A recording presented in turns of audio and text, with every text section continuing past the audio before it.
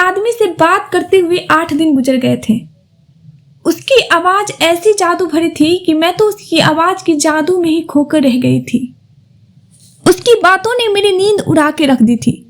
कौन कहता है कि मर्द ही औरत की मोहब्बत में पागल हो जाता है, दीवाना हो जाता है, उसका आशिक बन जाता है।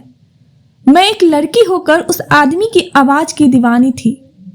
मेरा जी चाहता था कि वह रात भर अपनी बातों का रस मेरे कानों में घोलता रहे और मैं उसकी बातों को सुनती रहूं। अभी मेरी उम्र ही क्या थी, मैं सिर्फ 18 साल की थी और मैं बीए फर्स्ट ईयर की स्टूडेंट थी। नई नई जब कॉलेज में गई तब से लड़कियों की बातों ने तो मेरी दिलचस्पी पढ़ाई से हटा दी थी और दूसरी इश्क मोहब्बत की तरफ मोड़ दी थी। मेरे दोस्त अक्सर मुझे अपने बॉयफ्रेंड के बारे में किस्से कहानियां सुनाती थी और मैं बड़ी दिलचस्पी से उनकी बातें सुनती रहती। एक बार मेरी दोस्त सीमा मुझसे कहने लगी, तुम क्या खामोशी से हमारी बातें सुनती रहती हो, अपनी भी तो कोई दास्तां सुनाओ। उसकी बात सुनकर मैं ठंडी आह भरी। मैंने कहा, मेरी कौन सी दास्तां है, मेरा ऐसा कोई चक्कर नहीं है। मेरी बात सुनकर उसने हैरत का इजहार किया था। कहने लगी, काव्या तुम इतनी खूबसूरत हो, ऐसे कैसे मुमकिन है कि कोई लड़का तुम्हारा हुस्न का दीवाना ना हुआ हो। मैंने कहा कि मैं कभी किसी लड़के को देखने की कोशिश नहीं की है। सच तो यह था कि अंदर ही अंदर मुझे इन सब बातों से डर भी लगता था। वह कहने लगी, तुम तो पागल हो। अरे तुम्हारे मोहल्ले में इधर उधर के बहुत से लड़के रहते होंगे, उन्हें देखा करो, उनको देखकर स्माइल पास किया करो। अब वह दौड़ नहीं है कि लड़के लड़कियां के पीछे घूमते रहते हैं। जब तक लड़कों को लड़कियां की तरफ से कोई रिस्पॉन्स नहीं मिलता वह भी आगे नहीं बढ़ते। छुट्टी के बाद मैं घर आ गई थी। आकर जब रात को सोने के लिए अपने कमरे में लेटी तो मुझे लगा कि सीमा की बात ठीक है। मेरी सब दोस्तों की किसी न किसी के साथ दोस्ती है। किसी का अपने मोहल्ले के लड़के से अफेयर चल रहा है तो कोई कॉलेज के लड़के से ही दोस्ती गांठें बांधी है। इतनी खूबसूरत होने के बावजूद भी मेरा कोई बॉयफ्रेंड नहीं था। दोस्ती करने में तो कोई हज ही नहीं था, बस एक दोस्ती ही तो करनी है। मेरे मम्मी पापा दोनों ही जॉब करते थे। मैं उम्र में जिस हिस्से में थी मुझे अपनी माँ के ध्यान की जरूरत थी ताकि वह मुझे अच्छा और बुरा सिखा सके, लेकिन उनके पास तो समय ही नहीं था। मेरे मम्मी पापा दोनों ही ऑफिस में जॉब करते थे। शाम को जब भी वह घर आते तो आते ही मेरी माँ किचन के कामों में बिजी हो जाती और पापा भी अपने फाइल को लेकर बैठ जाते और ऑफिस के कामों में बिजी ही हो जाते थे। पूरा दिन मुझे बस यूं ही इंतजार रहता था कि कब मेरे माँ बाप घर आएंगे, मैं उनसे बातें करूंगी, लेकिन यह मौका मुझे नहीं मिलता था।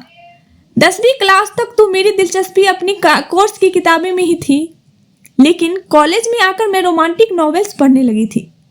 अपने दोस्तों से मैं रोमांटिक कहानी किस्सों की किताब लेकर आती थी, लेकिन जब मैं उनको पढ़ती थी तो हीरो हीरोइन के बोल्ड से सीन पढ़कर और रोमांटिक लाइंस पढ़कर मेरे दिल में अजीब से जज्बात उभरने लगे थे। कई बार तो हीरो हीरोइन के ऐसे ऐसे सीन कहानियों में लिखे होते थे जिन्हें पढ़कर मेरे पसीने छूट जाते थे और मैं ख्यालों की दुनिया में चली जाती। कई बार हीरो हीरोइन के ऐसे ऐसे सीन कहानियों में लिखे होते जिन्हें पढ़कर मेरे पसीने छूट जाते थे और मैं ख्यालों की दुनिया में चली जाती कि ये सब कुछ मेरे साथ भी होता। एक बार मेरे मोबाइल पर एक अननोन नंबर से कॉल आया। रात को 1 बज रहे थे। मैंने फोन उठाया तो कोई मर्दाना आवाज थी। आवाज क्या थी, कोई जादू सा था। उस आदमी की आवाज, उसकी बात करने का अंदाज ऐसा था कि मैं कहकर भी फोन बंद नहीं कर सकी थी। वह मुझे किसी के बारे में पूछ रहा था। क्या ये मेरे दोस्त राकेश का नंबर है? मैंने कहा जी नहीं। फिर वह कहने लगा, फिर किसका नंबर है? वैसे तो मुझे उसके सवाल पर कोई फोन बंद कर देना चाहिए था, यह कहकर कि यह रॉन्ग नंबर है, लेकिन मैंने झट से अपना नाम बता दिया। मैंने कहा यह काव्या का नंबर है और मैं काव्या ही बात कर रही हूँ। मेरी यह बात सुनकर वह हंसने लगा। कहने लगा, आपकी आवाज बहुत अच्छी है, मुझसे दोस्ती करेंगे? यह सुनकर तो मेरे दिल की रफ्तार बेलगाम घोड़ी की तरह भागी थी। ना मैंने उसे कोई जवाब दिया, ना ही मेरा दिल चाहा कि मैं फोन बंद कर दूं। मुझे अपनी दोस्त सीमा की बात याद आने लगी थी कि अगर ऐसा कोई मिले तो हाथ से जाने मत देना। अरे यही तो दिन होते हैं एंजॉय करने के।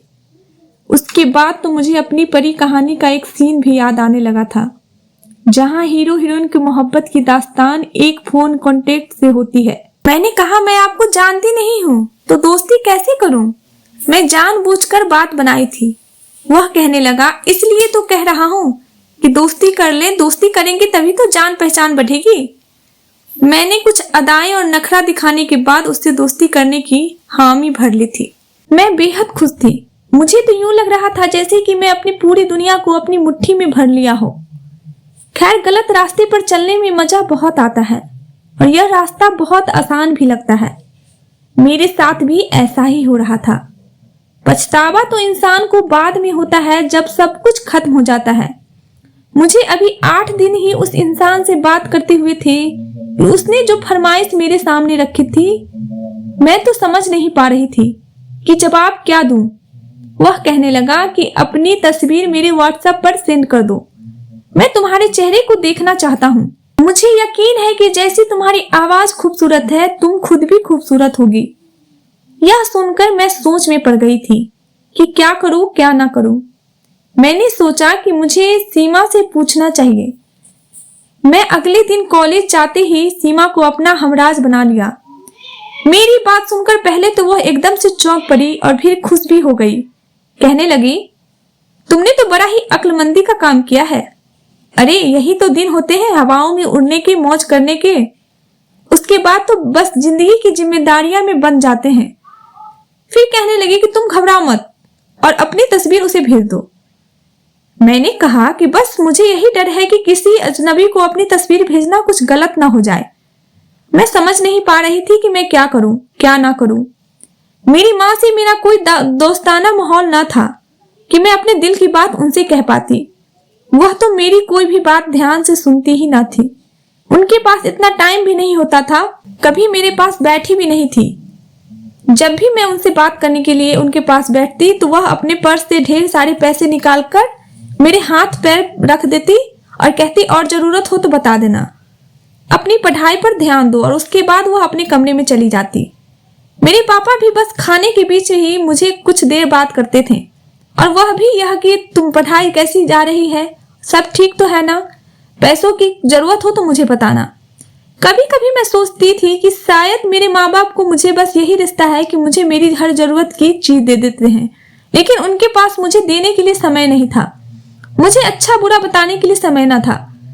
मैंने अपनी दोस्त की बात मान ली और अपनी एक तस्वीर खींचकर उस आदमी के नंबर पर व्हाट्सएप कर दी थी।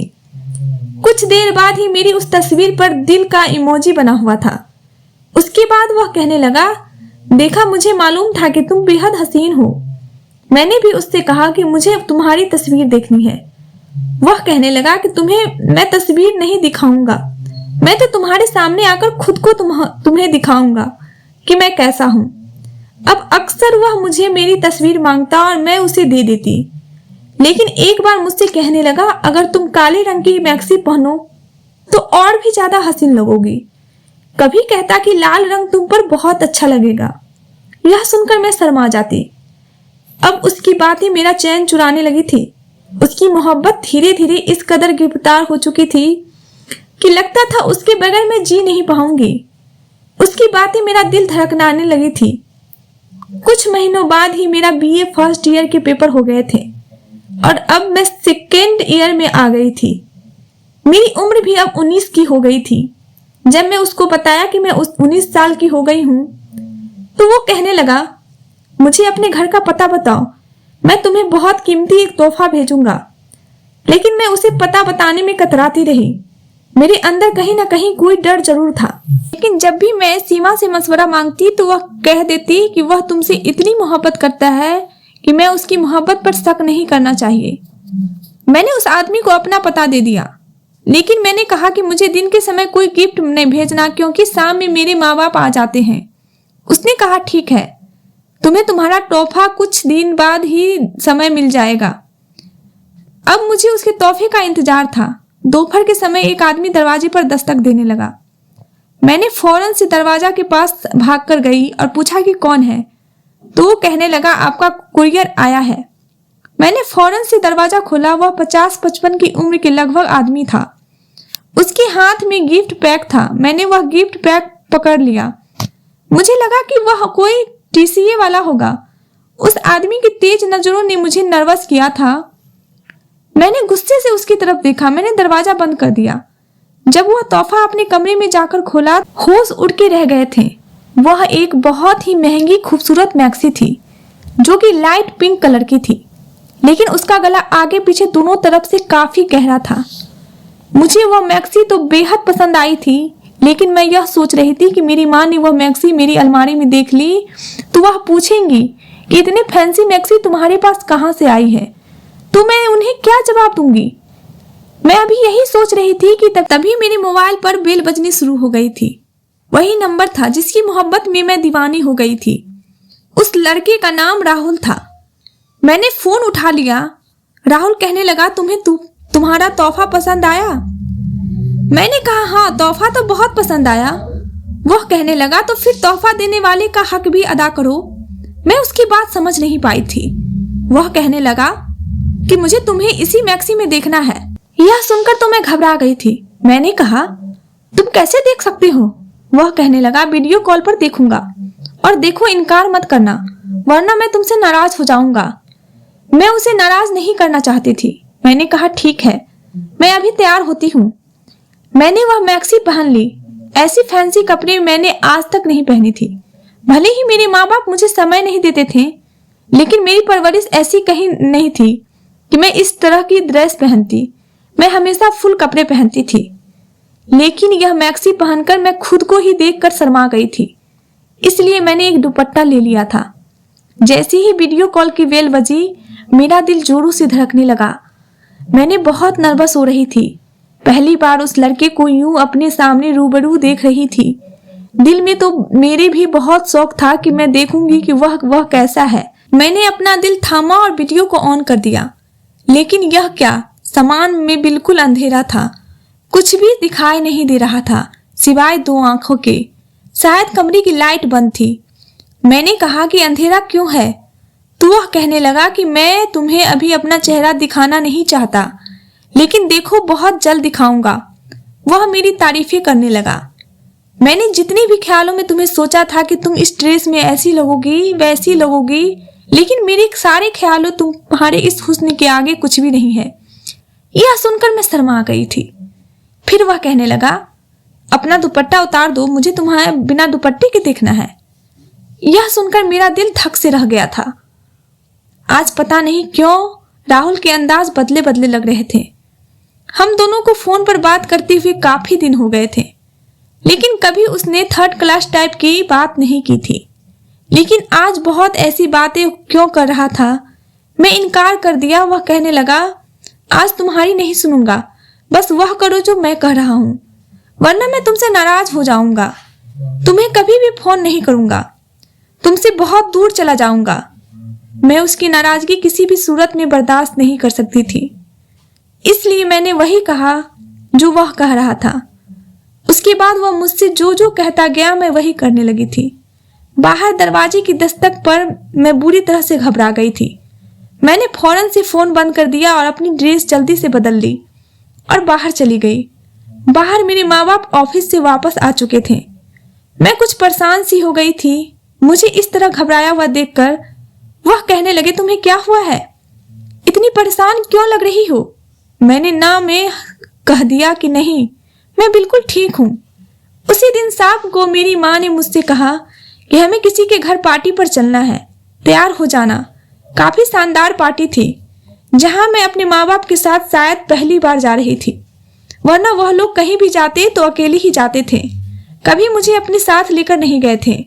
लेकिन अगले दिन मेरे माँ बाप ने जो कुछ मुझसे कहा, मैं तो हक्का बक्का उन्हें देखती रह गई। वह कहने लगी कि उस पार्टी पर मौजूद तुम्हारे पापा के दोस्त ने तुम्हें अपने बेटे के लिए पसंद कर लिया है और उनके बेटे को भी तुम पसंद आ गई हो, और उन्होंने कहा है हम बहुत जल्दी ही तुम्हारी मंगनी उनके साथ कर देंगे। यह सुना था कि मैं रोने लगी। मैंने कहा कि मुझे शादी नहीं करनी। मेरी माँ कहने लगी, क्यों नहीं करनी? देखो हम तुम्हारी शादी अभी नहीं करेंगे जब तक कि तुम्हारी पढ़ाई पूरी नहीं हो जाती, लेकिन रिश्ता तुम्हारा यही होगा जहां हम चाहते हैं। वह लोग बहुत अच्छे हैं, बहुत अमीर है, तुम एक अच्छी जिंदगी गुजारोगी। लेकिन बात शायद मेरे हाथ से निकल चुकी थी। मैंने तो उसे आदमी की मोहब्बत में पागल हो चुकी थी। मैंने कहा मैं किसी और को पसंद करती हूँ और उसी से शादी करूंगी। यह सुनकर तो मेरे पापा आपस से बाहर हो गए थे। मुझे थप्पड़ मारा और मेरी माँ से कहने लगे हम इसके लिए दिन रात मेहनत कर रहे हैं और यह ना जाने किन मोहल्लों के आवारा लड़कों से इश्क करती है। मेरी माँ भी मुझे बुरा भला कहने लगी, लेकिन मैं रोते हुए बार बार यही कहती रही कि मैं उसके अलावा किसी से भी शादी नहीं करूंगी। मेरी माँ मुझे बाजू से पकड़कर मेरे कमरे में ले गई और मुझे कमरे में बंद कर दिया। कमरा बाहर से लॉक कर दिया। जैसे ही रात को राहुल का फोन आया, मैं सारी बात उसे बता दी। यह सुनकर राहुल कहने लगा मैं तुमसे शादी करना चाहता हूँ। यह सुनकर मैं एकदम से परेशान हो गई थी। मैंने कहा राहुल ये कैसे मुमकिन है, मेरी माँ बाप ने नहीं मानेंगे। वह कहने लगा मैं कल ही तुमसे शादी कर लूंगा। मैंने कहा राहुल ऐसा कैसे हो सकता है, मैं इस घर से भाग नहीं सकती, मेरी माँ ने मुझे कमरे में लॉक कर दिया है। वह कहने लगा तुम चिंता मत करो, जब तुम्हारे माँ बाप काम पर चले जाएंगे तो मैं तुम्हें लेने तुम्हारे घर आ जाऊंगा और फिर हम मंदिर में जाकर शादी कर लेंगे। मुझे उसका आइडिया सही लग रहा था। मुझे अब उसके सिवा कुछ भी नजर नहीं आ रहा था। अगले दिन जब मेरे माँ बाप जॉब पर चले गए तो वह घर पर आया था, लेकिन उसने अपने आप को पूरी तरह से छुपा रखा था। मैं उसका चेहरा नहीं देख पा रही थी। मैंने उससे कहा भी कि अपना चेहरा दिखाओ, लेकिन वह कहने लगा कि मैं तुम्हें शादी के बाद ही अपना चेहरा दिखाऊंगा। वह मुझे एक मंदिर में ले गया और हम दोनों ने मंदिर में जाकर शादी कर ली। उसने मुझे घर छोड़ दिया और कहने लगा तुम अपने माँ बाप से कहो कि तुम्हें इस रिश्ते से कोई एतराज नहीं है, ताकि तुम्हारी कैद खत्म हो जाए, तुम्हारे माँ बाप को तुम पर विश्वास हो जाए कि तुम उसके बताए हुए रिश्ते पर राजी हो। मैंने ऐसा ही किया जैसे राहुल ने कहा था। मैंने अपनी माँ से कह दिया कि मुझे आपके लाए हुए रिश्ते पर कोई एतराज नहीं है। मेरी माँ यह सुनकर खुश हो गई थी। मुझे गले से लगाकर कहने लगी जो फैसला हम तुम्हारे लिए हम करेंगे अच्छा ही होगा, बेहतर होगा। तुम बाद में यही कहोगी कि हमने तुम्हारे लिए अच्छा ही किया है। खैर मैं जो कदम उठाना चाहती थी वह तो उठा चुकी थी। कुछ ही दिन में मेरे पापा के दोस्त और उनकी पत्नी आकर मुझे अपने बेटे के नाम की अंगूठी पहनकर चले गए। मेरे माँ बाप मेरी तरफ से दोबारा से बेफिक्र हो गए थे। एक दिन वह ऑफिस गए थे कि पीछे से टीसीए वाला आ गया। मैं जानती थी उस टीसीए के पैकेट में मेरी शादी के पेपर हैं, जिस पर मुझे साइन करने होंगे। उस आदमी को वापस करना, क्योंकि मेरी राहुल से पहले ही बात हो चुकी थी। मैंने उन पेपरों पर साइन कर दिए। वह कहने लगा आपको अपना पहचान पत्र का नंबर भी बताना पड़ेगा। मैंने उसे अपना नंबर भी दे दिया। एक दिन पहले ही मेरा कार्ड बना हुआ था। मैं अपना कार्ड देखकर उसे अपना नंबर बता रही थी। कहने लगा मुझे उसकी तस्वीर चाहिए। उसने अपने मोबाइल पर मेरे कार्ड की तस्वीर खींच ली और फिर वह चला गया। सारे मामले तय हो चुके थे। अब मैं सुकून से थी कि राहुल मेरा हो चुका है। लेकिन कुछ दिन बाद ही मुझ पर क़यामत टूट पड़ी थी। जब रात के समय हम खाना खा रहे थे तो दरवाजे पर दस्तक हुई। मेरे पापा ने दरवाजा खोला तो एक 50 साल का आदमी सामने खड़ा था। कहने लगा मेरी पत्नी को मेरे हवाले कर दो। यह सुनकर मेरे पापा उसे बहस करने लगे। शोर सुनकर मैं और मेरी माँ भी बाहर आ गए थे। मैंने पहले उसे आदमी को नहीं देखा था। शायद देखा था, मेरे दिमाग से एकदम झक्कामा हो गया था। वही बुढ़ा था जो मेरे लिए गिफ्ट लाया था। वह कहने लगा मेरी आपकी बेटी से शादी हुई है। उसकी आवाज सुनकर तो मैं सांस लेना ही भूल गई थी। यह तो राहुल की आवाज थी। तो क्या राहुल एक 50 साल का आदमी था? इस सोच ने मुझे चक्कर आने पर मजबूर कर दिया था। उसने वह शादी वाली पेपर और यह वीडियो भी दिखा दी जिसमें मैंने मंदिर में उसके साथ फेरे लिए थे। जब मैं उसके पीछे फेरे ले रही थी तब उसने अपने चेहरे से मास्क हटा दिया था, और जब वह मेरे पीछे था तब भी उसने अपने चेहरे से मास्क हटाए हुए थे। यानी कि यह सब उसकी चाल थी। वह सिर्फ मेरे सामने ही अपने आप को छुपा कर रखता था। मेरे माँ बाप तो हक्का बक्का रह गए थे और मैं पत्थर की मूरत बनी सबकी शक्ल देख रही थी। मेरे साथ बहुत बड़ा धोखा हुआ था, लेकिन यह सब मैंने अपनी बेवकूफ़ी में किया था और मैं इस सब से अब इनकार भी नहीं कर सकती थी। मेरी माँ बाप कहने लगे दफा हो जाओ इस आदमी के साथ और दोबारा कभी अपनी शक्ल भी मत दिखाना। तुमने अपनी जिंदगी खुद नरक बनाई है, तो जाओ जलो इस नरक की आग में। मैं किसी बेजान शरीर की तरह उस आदमी के साथ अपने घर की दहलीज से बाहर निकल गई थी। उसने मुझे फ्रंट सीट पर बैठने के लिए कहा। मेरा दिल खून के आंसू रो रहा था।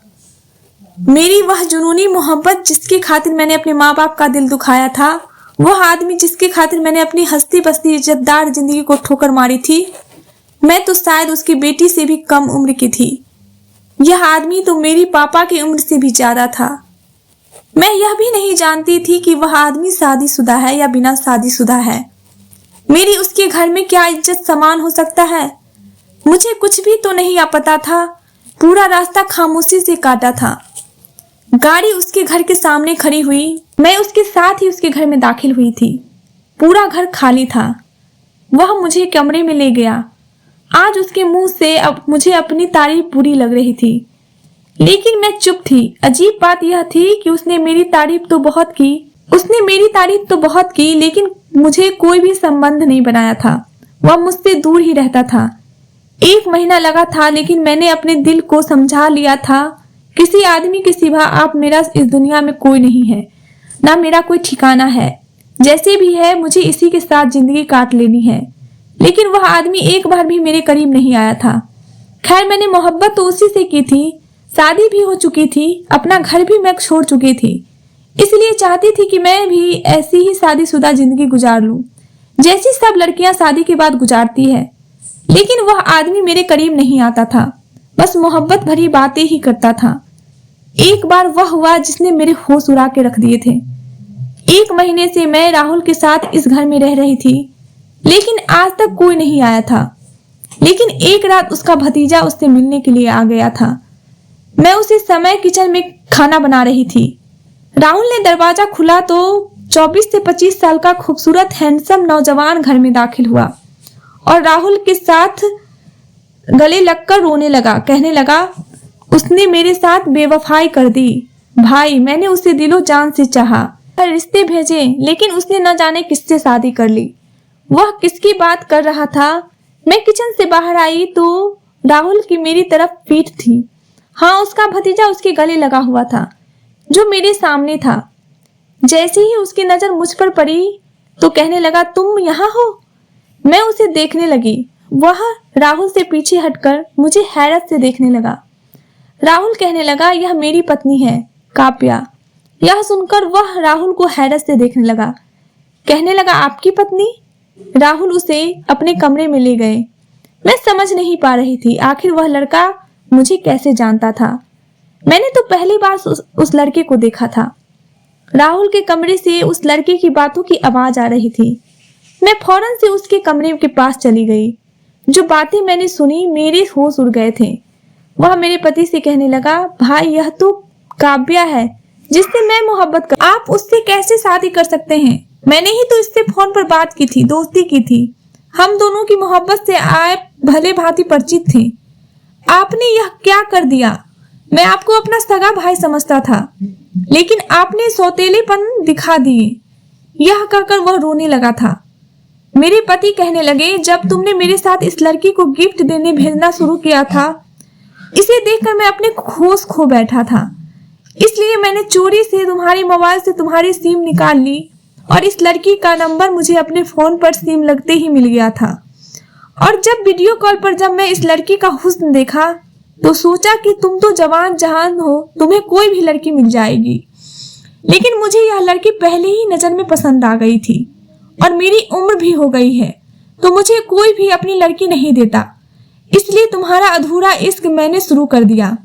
मुझे लगा तुम उस लड़की को कुछ ही दिन में भूल जाओगे, लेकिन जब मुझे पता चला कि इस लड़की का बाप तुम्हारे पापा का दोस्त है और तुम्हारा रिश्ता भी इस लड़की से तय हो चुका है, तो मैं परेशान हो गया और इसलिए मैं जल्दबाजी में छुपकर इससे शादी कर ली।